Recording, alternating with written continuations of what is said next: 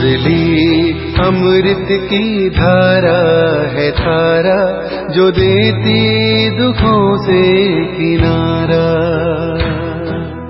मुरली अमृत की धारा है धारा, जो देती दुखों से किनारा।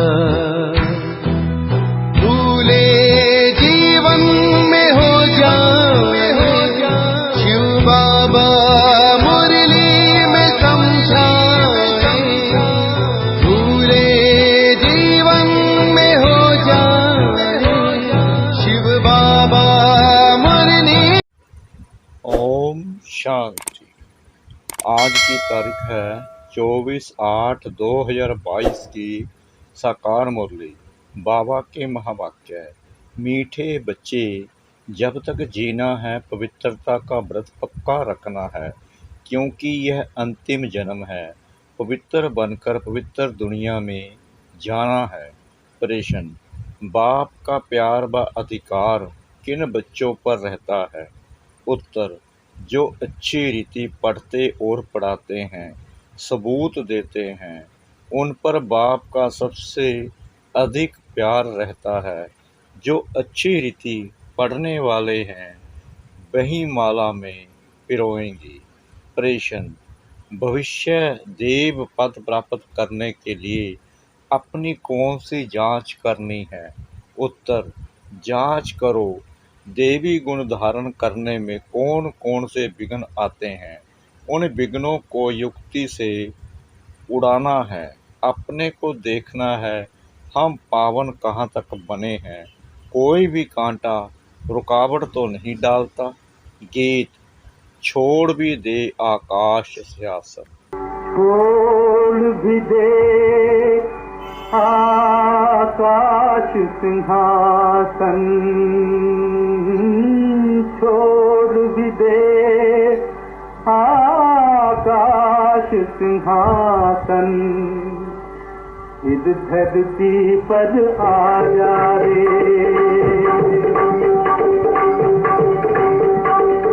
छोड़ भी दे आकाश सिंहासन, इस धरती पर आ जा रे। ओम शांति। भगत भगवान को अर्थात बाप को बुलाते हैं। क्यों बुलाते हैं? क्योंकि दुखी हैं। यह भी तुम समझते हो कि दुख के बाद सुख आना है। जरूर, सुख था, अभी नहीं है।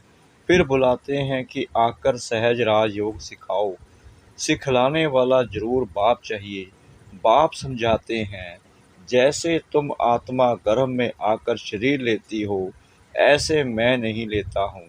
मुझे तो पतितों को पावन बनाना है, इसलिए मुझे बड़ा शरीर चाहिए। मुझे आना ही है पावन बनाने।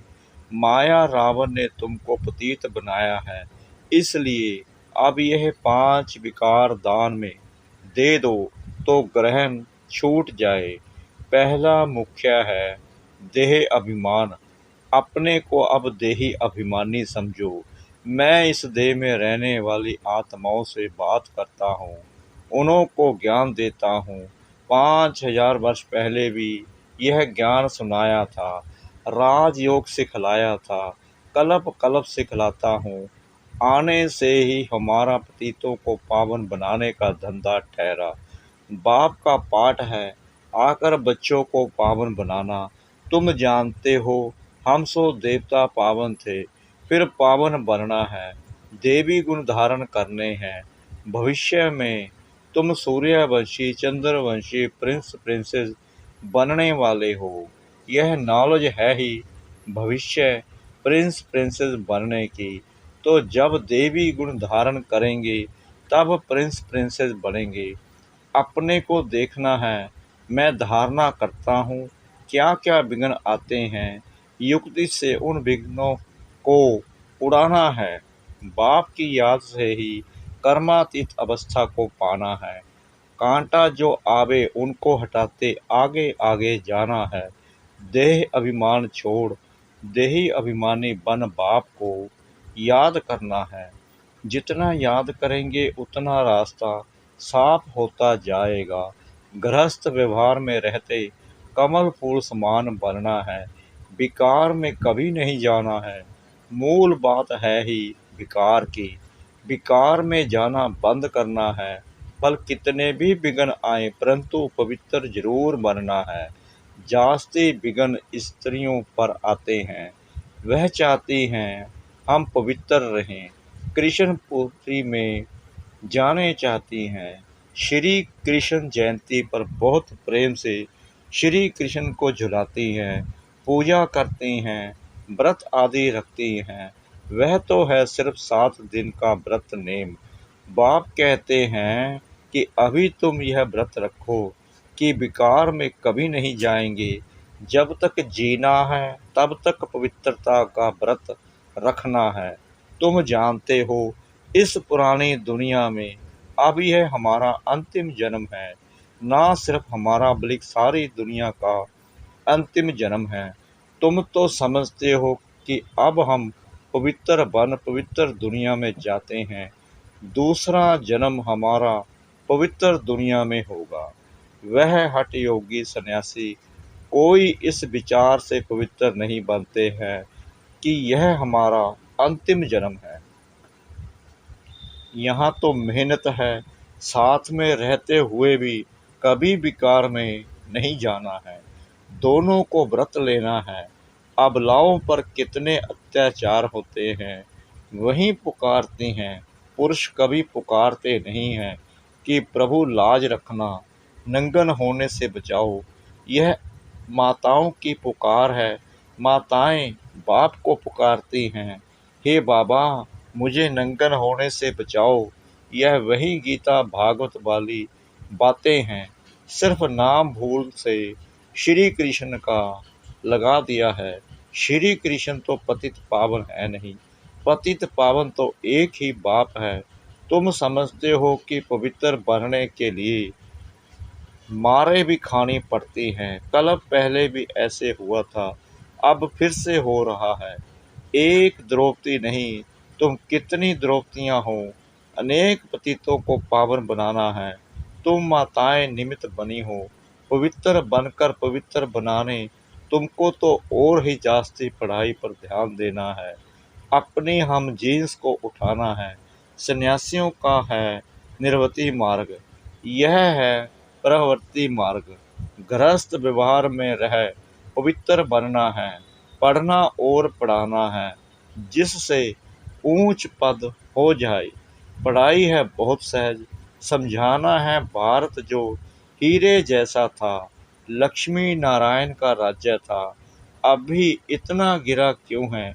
हम आपको बेहद की हिस्ट्री ज्योग्राफी बतावे, फिर स्वर्ग कैसे होगा। मनुष्यों के तो ख्याल में भी नहीं है। यह किसको पता नहीं कि लक्ष्मी नारायण जो पूज्य थे वही पुजारी बने हैं। आपे ही पूज्य, यह परमात्मा के लिए नहीं है। यह किसको पता नहीं कि जो पूज्य थे वही पुजारी तमो प्रधान बने हैं। पूज्य थे जरूर, पुनर्जन्म लिया होगा। बाप बैठ समझाते हैं, सतयुग में जो आते हैं उनको पुनर्जन्म लेना है। हम सूर्यवंशी फिर चंद्रवंशी बने, अब ब्राह्मण वंशी बनते हैं, फिर देवता वंशी बनेंगे। जैसे इनको बाप ने एडॉप्ट कर ब्रह्मा बनाया है। कोई पूछे तुम कैसे बने, बोलो ब्रह्मा के मुख से परमपिता परमात्मा ने हमको अपना बनाया है। बाप ही पतितों को पावन बनाते हैं। अभी हम प्रतिज्ञा करते हैं पवित्रता की। बाप को याद करने से ही हम पावन बनते हैं। बाप कृपा करेंगे, कृपा तो की है ना। परम धाम से पतित दुनिया में पतित शरीर में आए हैं। बाप कहते हैं अब मैं आया हूँ, जो सिखलाता हूँ वह सीखो। मुझे याद करो तो तुम्हें ताकत मिलेगी, विक्रम विनाश होंगे। इसमें आशीर्वाद की तो बात ही नहीं। टीचर को कहेंगे क्या कि आप कृपा करो तो हम 100 मार्क से पास हो जाएं। यह भी बेहद का टीचर है। पढ़ाते हैं, कोई को नॉलेज धारण नहीं होती है तो क्या करेंगे? टीचर सब पर कृपा करे तो सब पास हो जाए, फिर तो राजधानी कैसे बनेगी? तुम बच्चों को तो पुरुषार्थ करना है, फॉलो करो माँ बाप को याद करो, और कोई उपाय है नहीं। नहीं तो बाप को पुकारते क्यों हूँ? साधु संत आदि सब कहते हैं, हमको दुखों से आकर छुड़ाओ, भारी संकट आने हैं। जब विनाश शुरू हो जाएगा फिर समझेंगे जरूर, कहीं भगवान गुप्त वेश में है। श्री कृष्ण अगर होता तो सारी दुनिया में ढिंढोरा पिट जाता। श्री कृष्ण तो आ न सके, यह तो बाप को आना पड़ता है। अंत तक बाप को ज्ञान सुनाना है, आते ही गुप्त रूप में है। श्री कृष्ण तो हो न सके, निराकार बाप सभी का एक है। वह आए हैं पतितों को पावन बनाकर बरसा देने। तुम्हारा भी फर्ज है सबको बतलाना, पूछना है परम पिता परमात्मा से तुम्हारा क्या संबंध है? बाप को कितने ढेर बच्चे हैं? परम पिता परमात्मा का डायरेक्शन है कि एक तो मुझे याद करो और अच्छी रीति पढ़ो। बाबा को अच्छी रीति याद कर ऊंच बरसा पाना है। बेहद की हिस्ट्री ज्योग्राफी तुमको समझाते रहते हैं, चित्रों पर भी तुम समझा सकते हो। भारत सतयुग में सिरताज था, सूर्यवंशी देवी देवता राज्य करते थे, फिर चंद्रवंशी राज्य हुआ, कला गिरते गई। यह भी तो देखना पड़े ना। पढ़ेंगे अच्छी रीति तो सीखेंगे भी, पढ़ेंगे नहीं तो नापास हो जाएंगे। सावधानी कौन दे? आजकल माया असावधान करने वाली बहुत है, यहाँ छूट छिप नहीं सकता। कोई भी कर्म करेंगे तो वह जमा होता जाएगा, पाप अथवा पुण्य जमा तो जरूर होता है, उस अनुसार ही दूसरा जन्म मिलता है। कोई भी पाप करेंगे तो जन्म भी ऐसे ही मिलेगा। इसलिए बाप कहते हैं, कोई पाप करते हो तो झट बतलाओ, ऐसे नहीं कि ईश्वर तो सब जानते हैं, बाप को बतलाना पड़े। इस जन्म में जो पाप कर्म किए हैं वह आत्मा जानती है, सब कुछ याद रहता है कि हमने क्या क्या काम किए हैं। बाप दादा को बतलाओ कि हमने क्या क्या किया। मुख्य बात है विकार की, चोरी करना, ठगी करना, वह तो छोटी छोटी बातें हैं। मुख्य है विकार की बात। काम महाशत्रु है, विकार में जाने वाले को ही पतित कहा जाता है। इन विकारों पर पहले जीत पानी है। तुम्हारा दुश्मन ही रावण है जो पतित बनाते हैं। अब पावन बनने के लिए बाप को याद करो। बाप का बनकर और फिर विकार में गिरे तो चोट बहुत लगेगी। पहले तो देह अभिमान छोड़ना है, फिर काम महाशत्रु है, सारी युद्ध है इस पर। तो यह सब बातें समझकर फिर औरों को समझानी है। बाबा पूछेंगे, तुमने कितनों को सच्ची गीता व सत्यनारायण की कथा, अमर कथा सुनाई? पाप आत्माएं तो ढेर की ढेर हैं, तो यह भी पोता मैल बताओ। तब समझे तुम ब्राह्मण बने हो, कितने को आप समान बनाया है। यह है सहज राजयोग की बातें। बाप का परिचय देना है। दुनिया में यह तो कोई जानते नहीं है। बाप के पास बहुत के सर्टिफिकेट भी आते हैं, लिखते हैं फलाने ने ऐसा समझाया, वही गुरु निमित्त बना स्वर्ग का मालिक बनाने। बीके सबूत देते हैं, परंतु जो बनते हैं वह किसको समझाते हैं, किसको ले आते हैं? ले तो आना है ना। जिनको निश्चय होगा फट से कहेंगे, पहले बाप की गोद तो ले लें। क्रिश्चियन में बच्चा पैदा होता है तो क्रिश्चियनाइज कराते हैं।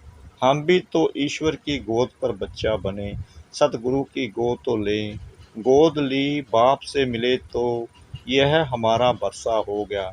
ऐसे मस्त कोई मुश्किल निकलते हैं, समझाना तो है ना। आगे चल अच्छी रीति समझेंगे, तुम्हारे में यह ताकत भरेगी, फिर बाप से मिलने बगैर ठहर नहीं सकेंगे, एकदम भागेंगे। यह माँ बाप भी है, टीचर भी है, फिर गुरु भी है। माँ बाप की गोद तो ले लो। गुरु के पास जाते हैं, परंतु वह तो कोई स्वर्ग की बादशाही देते नहीं। बादशाही बाप से ही मिलती है। बाप ही टीचर गुरु भी है, तो क्यों नहीं तीनों से बरसा लेवे। यह वंडर है ना।